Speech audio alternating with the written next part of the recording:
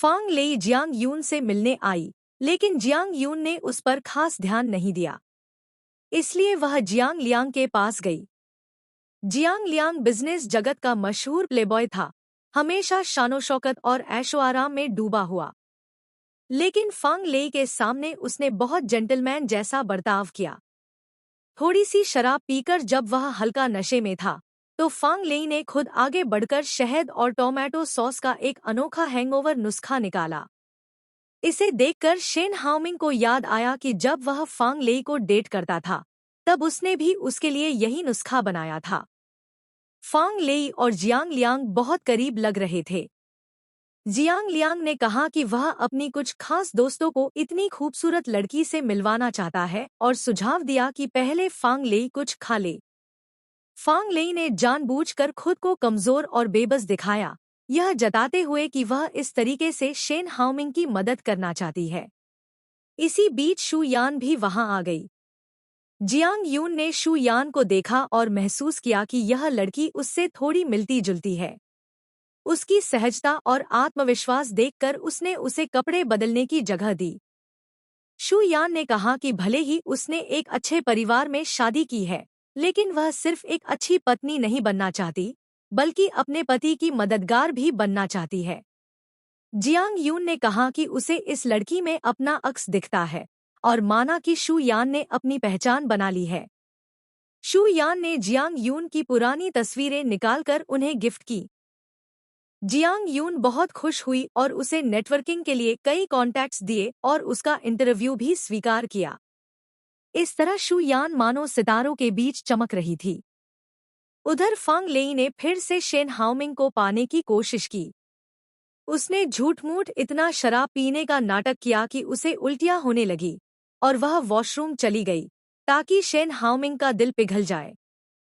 उसने जानबूझकर उनके पुराने प्यार की निशानी भी वहीं छोड़ दी। असल में वह बिल्कुल नशे में नहीं थी, बल्कि सब दिखावा था। कार में बैठते ही उसने पास बैठे शख्स से कहा कि शेन हाओमिंग ही उसका सच्चा प्यार था, अतीत में भी और भविष्य में भी। उसने यहाँ तक कहा कि भले ही अपनी बहन के साथ रहते हुए उसने रिश्ते निभाए, लेकिन दिल से वह हमेशा शेन हाओमिंग को चाहती रही। शू यान को समझ नहीं आ रहा था कि शेन हाओमिंग उस पर इतना भरोसा क्यों करता है। लेकिन जब उसने अपने पति को यह कहते सुना कि वह ही उसकी सबसे अच्छी साथी है, तो वह खुशी से भर गई। इस बीच जियांग यून और जियांग लियांग दोनों ने शेन हाओमिंग से खुद मिलकर सहयोग करने की इच्छा जताई और कहा कि वे ही पहले कदम उठाना चाहते हैं। लेकिन शेन हाओमिंग ने बहुत चालाकी से खेल पलट दिया। जियांग यून को यह और भी दिलचस्प लगने लगा। दूसरी ओर यू यीमिंग मरीज देख रहा था जब एक अजीब मामला सामने आया। एक आदमी अस्पताल आकर कह रहा था कि डॉक्टर ने उसकी पत्नी को बहकाया है। असल में यह लिन ताओ था, जो वहां हंगामा कर रहा था। संयोग से कियाओ लिन ने उसे अस्पताल में देख लिया और बाहर बुला लिया। लिन ताओ ने कहा कि वह अपनी मंगेतर को लेने आया है। उसे लगता था कि उसकी मंगेतर ने दिल से धोखा किया है, लेकिन फिर भी उसके मन में कोई शिकायत नहीं है और वह चाहता है कि पत्नी वापस लौट आए। बाद में यू यीमिंग भी वहां आया, लेकिन लिन ताओ ने साफ कहा कि वह अपनी मंगेतर से मार खाना मंजूर करेगा पर इस आदमी की मदद नहीं लेगा। उधर फांग लेई ने शेन हाओचिन को खोज निकाला और शेन हाओमिंग को फोन कर कहा कि यह बच्चा बिल्कुल उसकी तरह दिखता है। शेन हाओमिंग ने शू यान का जन्मदिन अच्छे से मनाने के लिए सब कुछ तैयार कर रखा था, लेकिन यह कॉल आते ही वह फौरन फांग लेई से मिलने निकल गया। फांग लेई ने उसे धमकाया और कहा कि उसे उसके साथ रहना ही होगा। शेन हाओमिंग ने उससे कहा कि उसे छोड़ दे। तभी फांग लेई ने दवा की शीशी निकाल ली और कहा कि वह अपनी बहन के पास जा रही है। इस दौरान शू यान बार बार अपने पति को फोन करती रही, लेकिन उसने एक भी कॉल रिसीव नहीं किया। वह देर तक इंतजार करती रही। जब शेन हाओमिंग आखिरकार घर लौटा, तो शू यान ने बहुत समझदारी से उसका ध्यान रखा, उसके कपड़े संभाले और सोचा कि शायद वह वाकई काम में फंस गया था, इसलिए देर हुई। उसने कभी भी गलतफहमी नहीं पाली। बचपन से शू यान ने कभी ढंग से जन्मदिन नहीं मनाया था, इसलिए यह जन्मदिन उसके लिए बहुत खास और खुशी भरा था। शेन हाउमिंग का दिल भीतर से बेहद उलझा हुआ था, लेकिन बाहर से उसने सब सामान्य दिखाया। उसने शू यान से माफी मांगी कि उसे देर तक इंतजार करना पड़ा और कहा कि वह फ्रेश होकर अब सिर्फ उसी के साथ समय बिताना चाहता है। लेकिन जैसे ही वह बाथरूम में गया, उसका चेहरा टूट गया। असल में वह फांग लेई से पीछा छुड़ाना चाहता था। उसे अचानक अपनी पुरानी गर्लफ्रेंड की याद आ गई, जो डाइविंग एक्सीडेंट में मर गई थी। इतना गर्वीला और मजबूत आदमी भी इस याद में रो पड़ा। पूरे माहौल में गहरी उदासी फैल गई। जिन्ना ग्रुप और शिफेंग ग्रुप के बीच हो रहे बड़े साइनिंग सेरेमनी में अचानक माहौल बिगड़ गया, जब पुलिस ने शिफेंग ग्रुप के चेयरमैन झेंग युआनझो को रिश्वत और गैरकानूनी फायदे लेने के आरोप में गिरफ्तार कर लिया। इस घटना से जिंदा ग्रुप के शेयर बुरी तरह गिर गए और कंपनी मुश्किल में फंस गई। शेन हाउमिंग ने अपने पिता शेन जिनसोंग को पूरी स्थिति बताई। उन्होंने कहा कि झेंग युआनझो के घोटाले ने उसकी साख खत्म कर दी है और शिफेंग ग्रुप बर्बाद हो गया है, जिससे कई बड़े पार्टनर पीछे हट गए हैं। शेन हाउमिंग ने सुझाव दिया कि वे शॉक रियल एस्टेट के साथ मिलकर इन प्रोजेक्ट्स को संभाल सकते हैं और बताया कि उसने पहले ही युआनहांग फंड की मदद से जमीन जीत ली है। शेन जिनसोंग को यकीन नहीं हुआ कि इतना जटिल इंतजाम इतनी जल्दी हो सकता है। तब शेन हाउमिंग ने साफ किया कि उसने पहले ही सब प्लान कर रखा था और झेंग युआनझो की बर्बादी उसके ही इशारों पर हुई थी।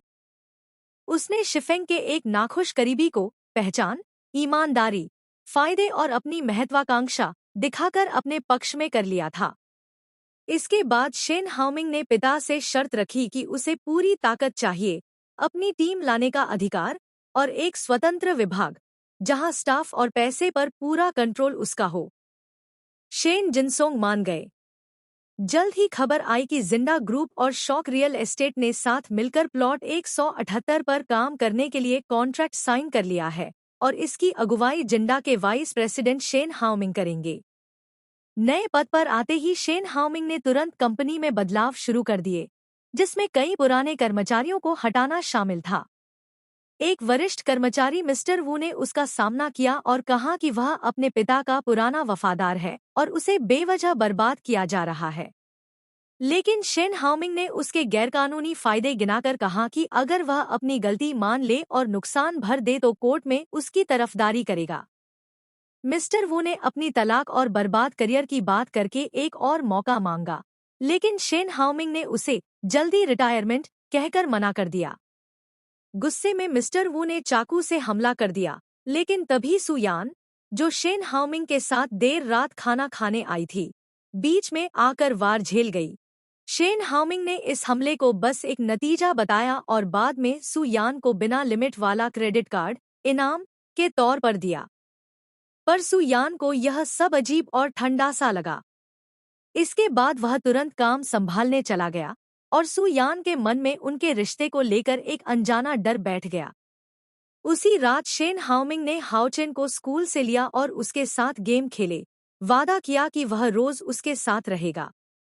अगले दिन जब हाओचेन ने पूछा कि क्या वह फिर से जा रहा है, तो उसने कहा कि अब वह यहीं रहेगा। इस बीच सन सिवेई, जिसे खाने पीने की जगहों की रिपोर्टिंग का छोटा काम मिला था, फोन पर अपनी मां से शिकायत करती रही, लेकिन मां ने साफ कह दिया कि वे अब उसकी बेरोजगारी नहीं झेल सकते। ऑफिस में सू यान, जो अब होस्ट थी, ने सुना कि सहकर्मी अपने रिश्तों की शिकायत कर रहे थे और उसकी किस्मत की तारीफ कर रहे थे कि उसका पति कितना अच्छा है और उसे गिफ्ट से लाड करता है। बाद में उसने एक सहकर्मी की स्क्रिप्ट सुधारी और सन सिवेई को डांटा कि वह रिकॉर्डिंग में दिल से काम नहीं कर रही है और हील्स की बजाय स्नीकर्स पहने। सन सिवेई ने पलटकर कहा कि सू यान का नया अमीरी वाला दिमाग है और उसके पति के गिफ्ट सिर्फ धुआं फैलाने वाली चालें हो सकती हैं। फांग लेई ने शेन हाउमिंग से मुलाकात की और न्यू डिस्ट्रिक्ट प्रोजेक्ट का एग्रीमेंट दिखाया, जो उसके पिता ने तैयार किया था। उसने उसकी तारीफ की और कहा कि वह उसकी मदद के लिए हमेशा तैयार है। फिर बीमार और चक्कर आने का बहाना बनाकर उसका ध्यान खींचा। शेन हाउमिंग ने उसे चॉकलेट दी और घर छोड़ा। रास्ते में उसने फिल्म देखने का आइडिया दिया, जिसे उसने मान लिया। गोल्फ कोर्स पर फांग लेई ने शेन हाओमिंग और सु यान के सामने लंदन की पुरानी बातें छेड़ी जब वह उससे गोल्फ सीखती थी। सु यान ने कियाओ लिन से कहा कि उसका रिश्ता ऐसा है जैसे कांच की दीवार, एक दूसरे को देख सकते हैं पर छू नहीं सकते। बाद में फांग लेई ने नशे का नाटक करके शेन हाओमिंग को बहकाने की कोशिश की, लेकिन उसी वक्त प्रोजेक्ट की साइनिंग की कन्फर्मेशन कॉल आई। शेन हाओमिंग ने उसे सीधा कह दिया कि वह सब दिखावा कर रही है, असली मकसद बस अपने पिता का सपोर्ट दिलाना था। उसने अपने वकील हान वेपिंग को बुलाया, जिसने फांग ले की चालों के सबूत दिखाए और उसे कानूनी कार्रवाई की चेतावनी दी। उसी रात सु यान ने शेन हाओमिंग से पूछा कि उसने उसके कॉल्स क्यों नहीं उठाए। उसने टालते हुए कहा कि जरूरी काम था। जब सु यान ने कुछ दिल की बात कहनी चाही, तो उसने ठंडे स्वर में कहा, सिर्फ वही बातें कहना जो मुझे खुश करें। अगर दुख देंगे तो कुछ मत कहना। सु यान चुप रह गई। कुछ दिन बाद फांग लेई ने सु यान से हाओचेन के स्कूल में मुलाकात की और बड़ा राज खोला। हाओचेन शेन हाओमिंग का बेटा है, भाई नहीं। उसने बताया कि जब शेन हाओमिंग लंदन में पढ़ रहा था, तब उसकी बहन से उसका रिश्ता था और तभी हाओचेन पैदा हुआ। परिवार ने बदनामी से बचने के लिए बच्चे को छोटे भाई के नाम से पाला।